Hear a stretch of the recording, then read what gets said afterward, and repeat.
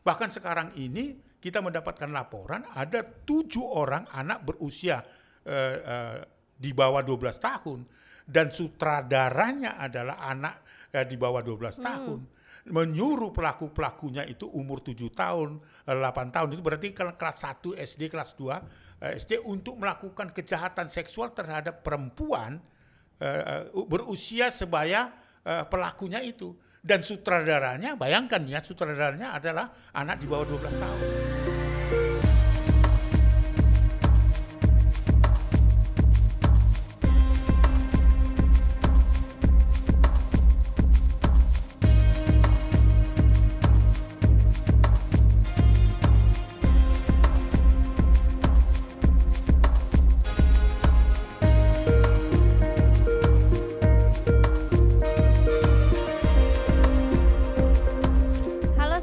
Indonesia, jumpa lagi bareng Nia di Ngobras, ngobrol bareng Bang Aris dalam episode Q&A yang akan tayang setiap hari Rabu jam 7 malam.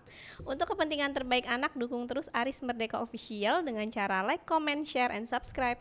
Nah, di depannya sudah ada Bang Aris, sudah 1 minggu kita akhirnya ketemu lagi dalam episode Q&A. Apa kabar Bang? Sehat ya, sehat. Sehat, sudah siap ya Bang? Dengan tentunya beberapa pertanyaan. Abang sibuk apa nih sekarang?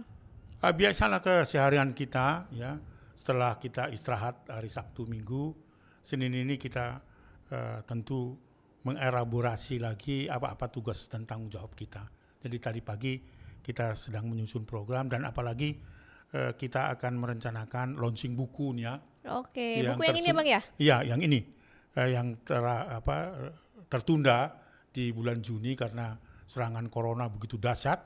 Tetapi ada tambahan yang sangat membahagiakan bahwa kita juga baru selesai merekam lagu-lagu untuk perlindungan anak yang kita ikutkan nanti dalam launching di rencananya tanggal 20 Novembernya. Mudah-mudahan netizen bisa hadir, paling tidak mendukung program itu. Oke, lagunya sudah ada, bukunya juga sudah ada. Kira-kira Betul. Mau bikin karya apa lagi nih Bang? Tentu kita akan tambahan lagu-lagu anak itu ya, untuk sosialisasi tentang hak-hak anak lewat lagu dan dinyanyikan oleh anak-anak juga.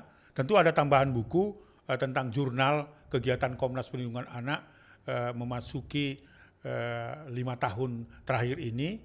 Ya kita juga akan umumkan kepada publik, ini loh kerja-kerja Komnas Perlindungan Anak yang perlu dikritisi dan perlu diberikan masukan. Seperti itu sebenarnya maksud tujuan terbitan buku yang ketiga. Oke, berarti untuk sahabat anak Indonesia jangan lupa bukunya sebenarnya walaupun belum di-launching dan baru akan di-launching begitu ya Bang ya. Tapi sudah tersebar di Gramedia dan toko-toko buku lain di seluruh Indonesia ya. Dan ada di Komnas Perlindungan Anak juga. Jadi bisa ketemu Bang Aris kalian beli bukunya gitu ya Bang ya. Oh iya, baik. Karena ini banyak hal-hal menarik dan kasus-kasus yang memang Bang Aris tangani langsung begitu menjadi pengalaman terus ditulis di sini. Jadi kira-kira kita bisa tahu, oke, berarti banyak kasus yang memang sudah Abang tangani. Bener. Dan ini bisa menjadi pembelajaran kita juga ya Bang ya. Betul.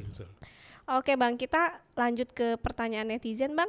Ya silakan ya. Nah, silakan. Ini yang pertama Bang dari Kak Tolus Fernando Sirait. Oh, Silakan. Apakah hukuman bagi predator anak bisa direvisi agar hukumannya bisa makin berat lagi begitu Bang? Bisa saja, tetapi kan lewat mekanisme pembuatan undang-undang ya.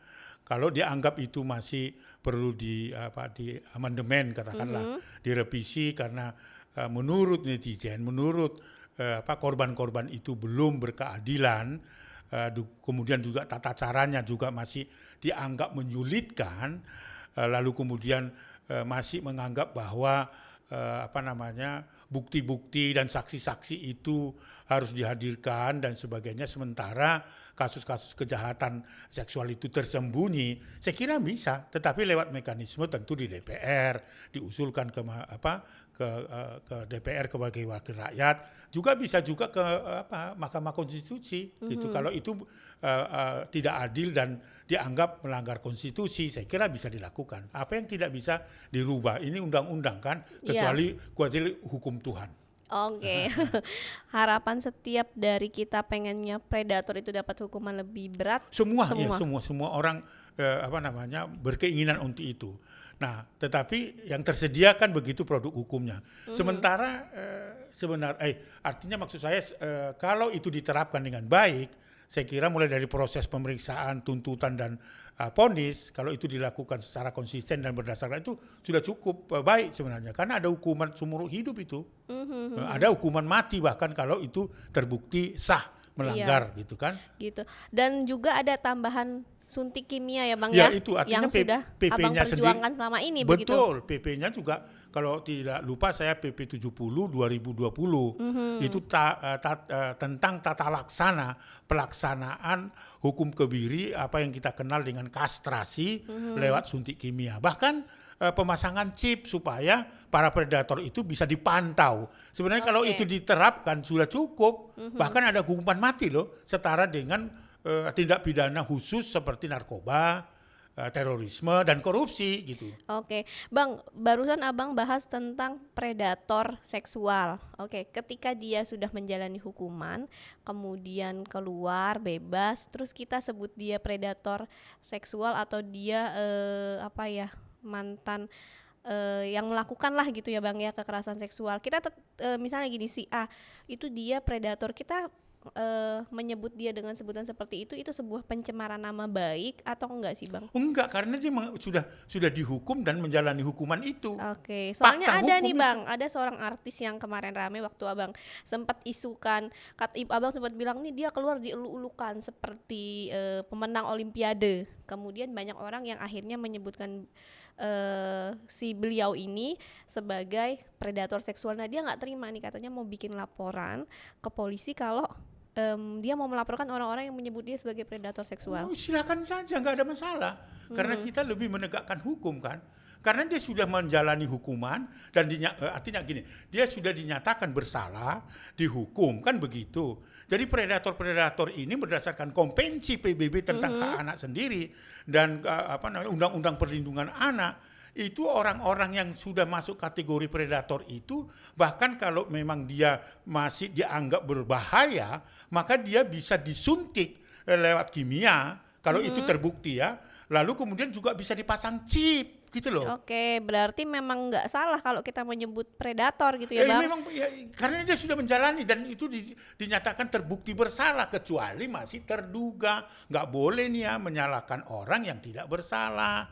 Tapi kalau sudah dinyatakan bersalah, dia adalah pelaku kejahatan seksual dalam bentuk sodomi dan dia mendapatkan ganjaran dan dihukum, itu artinya bahwa dia secara hukum pernah ditetapkan sebagai narapidana kasus kejahatan seksual. Kalau mau melapor, ya silakan aja, itu hak hukumnya seseorang gitu loh. Hati-hati, karena di Eropa sendiri hak untuk mendapatkan penghasilan saja itu bisa otomatis berhenti. Oke, berarti sangat ini ya Bang, kalau di Eropa tuh lebih melihat dari perspektif korban banget gitu ya, beda Betul. sama kita di sini gitu kan. Iya, itu jelas itu. Maka sekali lagi bagi para predator ya itu konsekuensinya harus mendapat hukuman yang setimpal. Iya, karena mau nggak mau jadi hukuman sanksi sosialnya jadi seumur hidup. Ini kan persoalan bahwa dia mau menggugat orang-orang yang menyatakan bahwa Dia predator dan sebagainya, itu kan karena kehilangan sumber pencarian dari entertain dan sebagainya. Kan masih ada usaha lain, bikin production house kek. Nggak usah tampil-tampil, kenapa harus tampil-tampil? Nah gitu loh. Masih ada pekerjaan-pekerjaan lain. Bisa juga dia menjadi pengusaha bakso, somai, apa salahnya? Iya, setuju Bang. Itu loh. Artinya jangan tampil aja supaya korbannya nggak ngelihat dia. Nggak trauma lah, nggak trauma. Gitu. Oke Bang, kita lanjut ya Bang. Lanjut, apa kali Lanjut, semakin seru sih kayaknya kalau bahas-bahasin gitu. Kita bahas dari Kak Rindu_Lai. Apa katanya? Lai itu bahasa Medannya apa? Lai. Lai. Jadi Ipar. Oke. Bagaimana menurut Abang Aris tentang dunia pengajar sekarang? Karena banyak sekali guru yang masih melakukan kekerasan. Iya, Gimana, kekerasan itu pelakunya tembus batas. Bisa guru, bisa pendeta, bisa ustadz, bisa orang tua kandung sendiri, bisa paman, bisa abang. Lalu latar belakangnya juga bisa beragam, ya, bisa pegawai negeri, bisa polisi. Siapa saja itu yang saya sebut namanya tembus batas melakukan kekerasan terhadap anak. Bukan karena dia miskin, bukan karena dia orang kaya, semua yang punya perilaku ya melakukan tindak pidana itu bisa tembus batas. Oleh karena itu, kitalah yang harus membatasi diri kita nih ya. Apa yang kita sebut namanya sistem kontrol diri. Self control gitu ya. Kalau itu kita bisa pegang kuat, maka kekerasan tidak akan terjadi. Setuju, Bang. Saya ini mendengar sekarang ini ya, seorang anggota DPR yang terhormat, Ada apa tuh, yang Bang? terpilih di tahun 2019 dan akan menjalani tugas dan fungsinya sampai tahun 2022. Diduga melakukan kekerasan seksual terhadap anak. Anggota DPR loh. Wow, di mana tuh, Bang? Di DPR RI. DPR RI. Iya, terpilih. Tapi kasusnya enggak ada, enggak masuk tersiar. di beberapa media, tapi belum disebut namanya. Tapi latar belakangnya disebut. Dan itu sudah masuk ke meja kerja Komnas Perlindungan Anak untuk meneliti, karena nampaknya yang melaporkan itu atau keluarga yang didampingi oleh pelapor masih merahasiakan siapa itu anggota DPR itu. Dan tentu bagi Komnas nggak akan kesulitan untuk membongkar itu. Dan di tangan kita sudah ada katakanlah hasil investigasi yang memerlukan kepastian. Karena kita tidak mau menyebarkan informasi dengan tidak mempunyai data yang akurat dan terkonfirmasi. Itu yang mau saya katakan, bahwa kekerasan itu tembus batas. Nah, saat ini yang lebih ditakutkan adalah di masa corona COVID-19 ini adalah orang terdekat dari anak itu. Siapa itu nih ya? Bisa ayah kandung sendiri, bisa bapak sambung, ya. Beberapa kejadian bapak sambung justru bahkan bukan saja menyiksa anak, tapi memperkosa berulang-ulang. Bisa abang sendiri, paman. Itu kan semua orang yang di lingkaran anak-anak yang berada di dalam situasi sebenarnya mendapatkan perlindungan yang khusus. Tapi apa yang terjadi, angka kekerasan dan didominasi oleh kejahatan seksual itu cukup tinggi, ya. Di dalam kita saat ini, walaupun level PPKM itu sudah sampai ke tingkat 2 dan sebagainya. Namun demikian, sebenarnya sebelum virus corona itu melanda dunia dan Indonesia, kasus kejahatan seksual itu juga sudah mengkhawatirkan sebenarnya. Oke. Artinya nggak hanya guru sebenarnya ya, Bang? Semua Enggak lapisan semuanya, masyarakat. guru juga, ya orang tua, teman sebaya pun. Bahkan sekarang ini kita mendapatkan laporan ada 7 orang anak berusia di bawah 12 tahun dan sutradaranya adalah anak di bawah 12 tahun. Menyuruh pelaku-pelakunya itu umur 7 tahun, 8 tahun, itu berarti kelas 1 SD, kelas 2 SD, untuk melakukan kejahatan seksual terhadap perempuan berusia sebaya pelakunya itu. Dan sutradaranya, bayangkan ya, sutradaranya adalah anak di bawah 12 tahun. Itu di mana kejadian, Di Bang? Jakarta. Di Jakarta dan baru. Dan kita masih menyelidiki itu ya, di Jakarta Barat ini. Kalau saya tidak lupa kemarin sudah kita identifikasi dan direncanakan sebenarnya hari Sabtu itu kita akan ketemu keluarga korban dan keluarga pelaku, karena anaknya di bawah 12 tahun.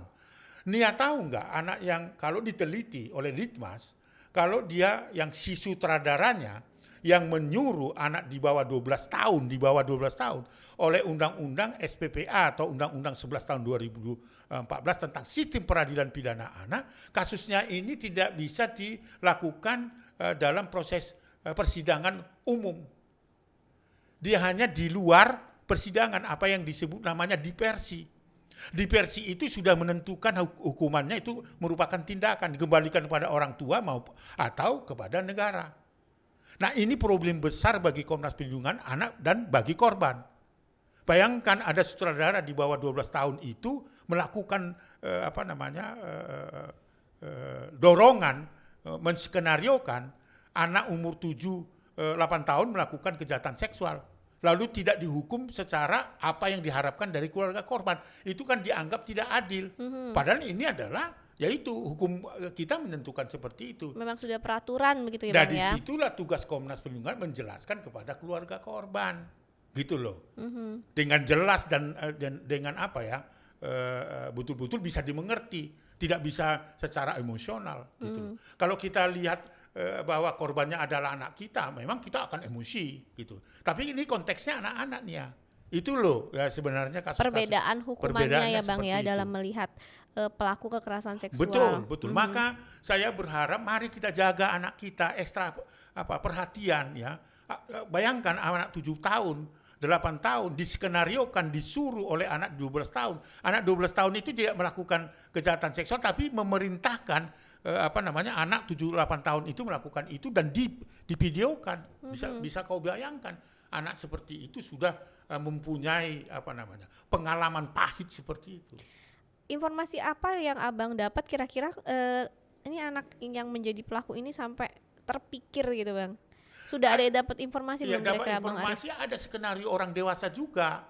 Tetapi ada juga karena pengaruh tontonan yang pornografi secara bebas. Bang itu direkam nggak? Direkam justru itu direkam. Nah artinya apa? Inisiasi itu bukan datang hasil dari dirinya sendiri, tapi bisa juga mengimitasi. Karena anak itu dunianya adalah selain mengimitasi apa yang dia lihat dan apa yang dia rasakan.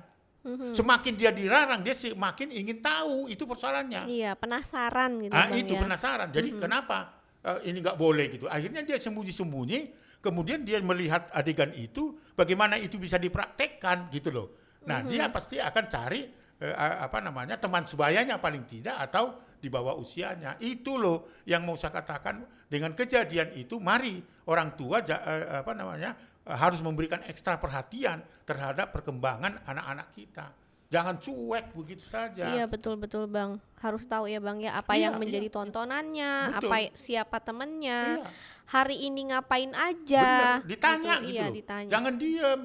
Jangan anaknya kamu sudah kerjakan PR atau tidak, jadi seperti itu. Apa yang sedang terjadi dalam dirinya, apa yang gejolak ada dalam dirinya, bagaimana pergaulannya dia juga dengan anak-anak, itu harus menjadi perhatian dan kewajiban orang tua. Artinya orang tua harus mulai bisa menjadi pendengar yang baik. Betul, Begitu, itu di Bang. dalam era sekarang itu patut untuk dilakukan. Nggak bisa cuman ngasih makan, ngasih uang gitu ya Bang. Nggak cukup. Tapi secara fisik Nggak cukup. nggak bisa Mengasih juga. handphone supaya anak diam, nggak cukup. Itu yang banyak dilakukan Iya, sekarang apa iya. tidak Bang Oh kira-kira? itu banyak, supaya orang tua tidak terganggu oleh kegiatan anak-anak itu, ya. Merasa terganggu dan sebagainya, kasih handphone bahkan yang canggih gitu kan. Tetapi banyak juga orang tua yang merasa loh kita sudah menyempatkan waktu bersama anak-anak, sudah menyediakan waktu bersama anak-anak, sudah dampingin dia belajar, tapi nyatanya orang tuanya sibuk sendiri gitu ya Bang ya. Oh itu harus dievaluasi.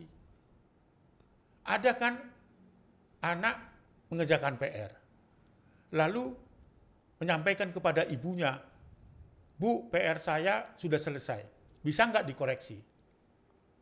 Ibunya sibuk main handphone, nanti nak gitu, ya, bukan prioritas. Bapaknya dianggap bisa menjawab pertanyaan itu, sama juga. Akhirnya apa?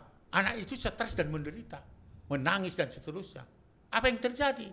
Pengajaran itu akan dicontoh oleh anak itu bahwa orang tuanya itu cuek. Itulah yang kita sebut namanya ada ayah, ada ibu, tapi tiada. Oke. Ya, Salim aja nggak lihat gitu loh. Siap. Itu sangat berdampak secara psikologis bagi anak. Karena di sekolah dia diajarkan mengerjakan PR dan dia lakukan dan patuh dia terhadap guru. Anak ini menganggap perlu pujian kan, bahwa dia sudah mengerjakan PR. Tetapi ayah dan ibunya cuek. Nah itu nggak boleh dilakukan. Oke Bang, seru sekali pembahasan kita. Tapi kalau untuk kasus yang tadi kayaknya setelah Abang bertemu korban dan pelaku, kita bisa sharing lagi ya Bang.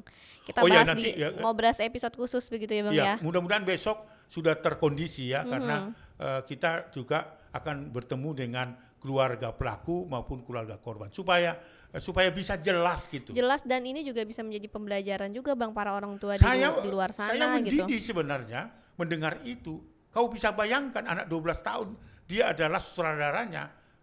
Dan itu bukan 1, 2, 7 orang anak berusia antara 7 sampai 8 tahun dan mempraktikkan itu kepada satu putri berusia 7 tahun. Kau bisa bayangkan itu. Walaupun itu umur 7 dan 8 tahun, mungkin saja karena saya belum ketemu, ya, bisa saja ke dia bongsor kan. Usia 7 dan 8 tahun SD kan sudah agak besar. Proses hukumnya masih berlanjut berarti sekarang, Bang? Sedang dilakukan pendalaman ya lewat Polres di Jakarta Barat, dan kita tentu akan mendukung dan membantu supaya ini ditangani secara berkeadilan, baik itu anak sebagai saksi, anak sebagai korban maupun anak sebagai pelaku. Oke, Bang. Penasaran banget nih, nanti selesai Abang ketemu, nanti kita ngobrol lagi di Ngobras. Setelah besok nanti kita akan ngobrolin lagi ya. Oke, Bang, kita lanjut ke pertanyaan dari Kak Jevanya Leza. Nah, apa katanya? Gimana agar pengaduan tentang kekerasan direspon cepat lewat media sosial? Saya kira prosedur yang pas. Setiap kali ada tindak pidana, bukan ke medsos, tapi kepada siapa? Polisi sebagai penyidik. Itu standarnya gitu. Ke medsos itu kan bukan proses hukum yang diatur dalam hukum acara. Tapi menginformasikan kepada media sosial itu hak masyarakat. Tapi kalau pertanyaannya mengadukan itu, ya mengadukannya lebih pada polisi. Persoalannya kan kemarin ada istilahnya itu lebih malas melapor ke polisi gitu loh. Karena istilahnya kemarin itu? Apa ya, Bang? Jangan lapor polisi. Ya, seperti itu kan. Hashtag jangan lapor polisi. Nah, itu artinya, lapor ke sosmed lebih cepat. Iya, itu karena memang fakta seperti itu. Tetapi memang itu ada kendala bagi polisi. Memang polisi dalam hukum acara harus ada bukti-bukti supaya tidak diperadilan kan, menangkap orang yang tidak bersalah dan sebagainya kan. Tetapi itu harus menjadi evaluasi kepada penegak hukum. Mengapa kok saya aja menulis rilis itu ya?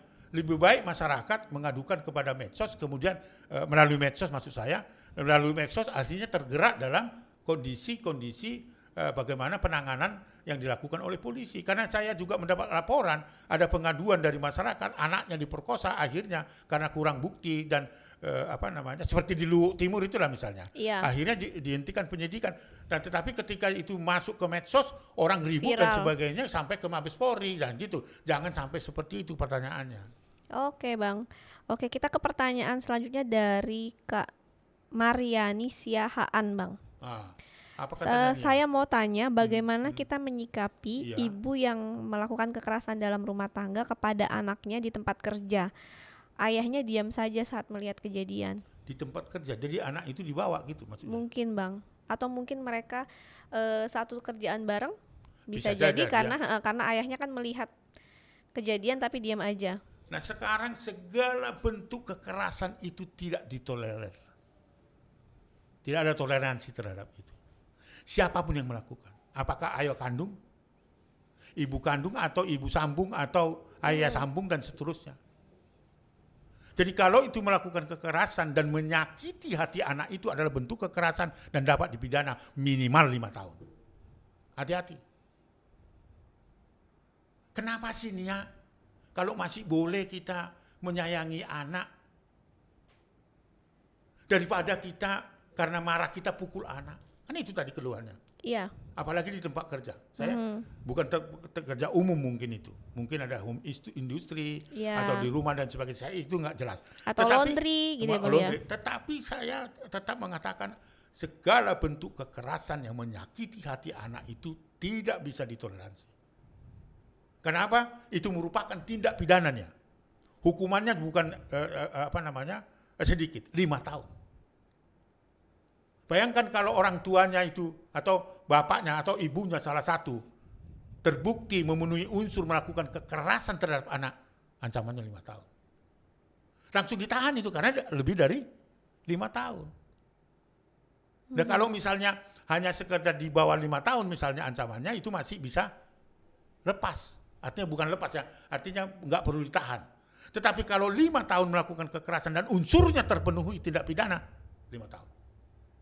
Itu loh, itu jelas. Artinya bagi Komnas tidak ada toleransi terhadap kekerasan. Oke. Apalagi itu menyakitkan hati anak dan sampai anak itu trauma. Kan ada banyak gitu, ketemu bapaknya udah ketakutan. Bang, lalu menurut Bang Aris, tips apa sih yang bisa kita lakukan misalnya nih kayak Nia atau teman-teman yang lain di luar sana ketika kita lagi makan misalnya Bang di satu tempat, terus di sebelah kita ada ibu-ibu lagi marahin anaknya gitu, atau itu misalnya hal yang sudah nggak wajar dia marahin atau bapaknya marahin, tips apa yang bisa kita berikan atau kita ngomong ke ayahnya atau ibunya supaya nggak melakukan kekerasan itu tapi dia juga nggak tersinggung dan kita tidak dianggap ikut campur urusan keluarganya. Menegur orang itu bisa dengan berbagai cara. Bisa dengan menghardik, bisa dengan lemah lembut, bisa memberikan pengertian ketika kita melihat ada anak berada dalam situasi mengalami kekerasan dan membutuhkan pertolongan. Itu harus kunci yang pertama. Apakah kita harus menghardik ketika itu marah-marah dan sebagainya? Metodenya itu.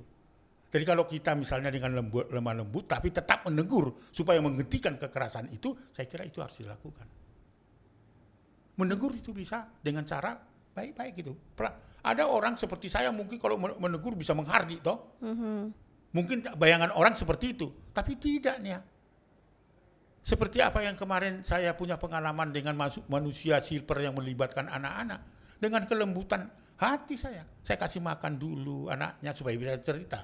Lalu kembali kepada orang tuanya. Enggak emosi saya setelah mendengar keluhan dari anak yang pakai cat silver itu. Saya enggak marah nih ya. Saya lakukan pendekatan dengan bapaknya. Akhirnya apa? Otomatis pada malam itu dia ambil kain lap, dia dikasih kain basah, kasih sabun dan dia lap. Enggak marah. Bisa-bisa kan sebenarnya apa urusan buang? Anak-anak gua. Nah, ini kan sama juga kan? Iya. Jadi wajib hukumnya kita menegurnya. Itu yang kedua. Karena ada dasar. Kalau kita membiarkan terjadinya katakanlah kekerasan seperti contoh apa yang dikeluhkan itu dan kita diam, itu artinya kita ikut membiarkan terjadinya kekerasan, ancamannya juga 5 tahunnya.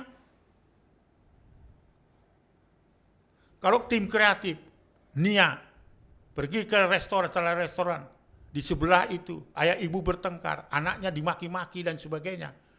Kamu diam, teman-teman kreatif ini diam, itu artinya masuk dalam tindak pidana ikut membiarkan terjadinya kekerasan. Ancamannya 5 tahun. Undang-undang kita cukup luar biasa. Bukan hanya undang-undang di Eropa. Bahkan gurunya, sama seperti saya dapat ini ya.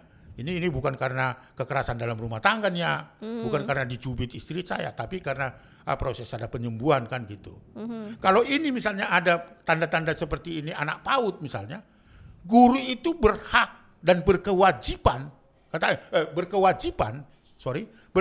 untuk memanggil orang tuanya untuk mempertanyakan kenapa tangan anakmu itu memar, jatuhkah, dipukulkah atau tidak. Nah kalau gurunya tidak yakin dia bawa ke rumah sakit. Karena itu kewajiban hukum. Kalau dia tidak bawa ke rumah sakit misalnya untuk memeriksakan itu apakah memar itu karena benda tumpul, cubitan dan sebagainya dan siapa pelakunya, nah kita ikut serta. Nah, undang-undang memerintahkan itu, Undang-Undang 35 tahun 2014, jangan lupa ya. Oke. Artinya kita nggak bisa diamin, terus kita juga harus ikut memberikan tapi dengan hal yang baik-baik begitu ya Bang ya. Angelin kalau netizen masih ingat kira-kira 6 tahun yang lalu dia tidak akan meninggal dunia ya, disiksa oleh ibu angkatnya jika tetangga aware terhadap itu, memberikan pertolongan nggak akan terjadi. Tetapi ini dibiarkan karena dianggap mengintervensi keluarga itu. Kebetulan tetangga sebelah itu secara status ekonominya lebih tidak menguntungkan dari si pelaku itu, Ibu Angelin, ibu angkat itu. Nah ini juga bisa terjadi kan? Bisa terjadi kan? Misalnya kita mendengarkan ada kejahatan seksual di situ atau bentakan, hardikan dan sebagainya, dan tetangganya itu adalah keluarga yang tidak mampu, kan seringkali dia segan untuk melakukan intervensi terhadap ini. Tidak boleh berdasarkan undang-undang itu. Paling tidak panggil RT dan RW untuk masuk ke rumah itu. Begitu nih. Oke Bang, saya rasa cukup sekian obrolan kita kali Waduh, ini. waduh, sebentar Terima kasih sebenarnya Bang, ya. karena waktu kita terbatas. Betul, betul. Jadi kita ketemu lagi minggu depan. Nggak apa-apa nih, lanjut saja. Ya, lanjut saja. Oke, kita ketemu lagi minggu depan. Semoga kasus-kasus yang sedang Abang tangani dapat terselesaikan. Amin. Dan Abang sehat selalu. Itu Oke, harapan saya. oke. Dan saya minta doa anak Indonesia tetap mendoakan kita supaya kita atau Aris Merdeka dan jajarannya itu tetap sehat supaya kita bisa memberikan yang terbaik bagi anak-anak kita. Amin, amin, amin, amin. Itu tadi yang bisa Nia ambil dari Bang Aris adalah jangan sampai ada ayah dan ibu namun tiada. Betul, itu penting itu. Oke, nah sahabat anak Indonesia, itu tadi ngobrol bareng Bang Aris dalam episode Q&A yang akan tayang setiap hari Rabu jam 7 malam. Untuk kepentingan terbaik anak, dukung terus Aris Merdeka Official dengan cara like, comment, share, and subscribe. Salam anak Indonesia. Anak terlindungi, Indonesia maju. Sampai jumpa. Dah.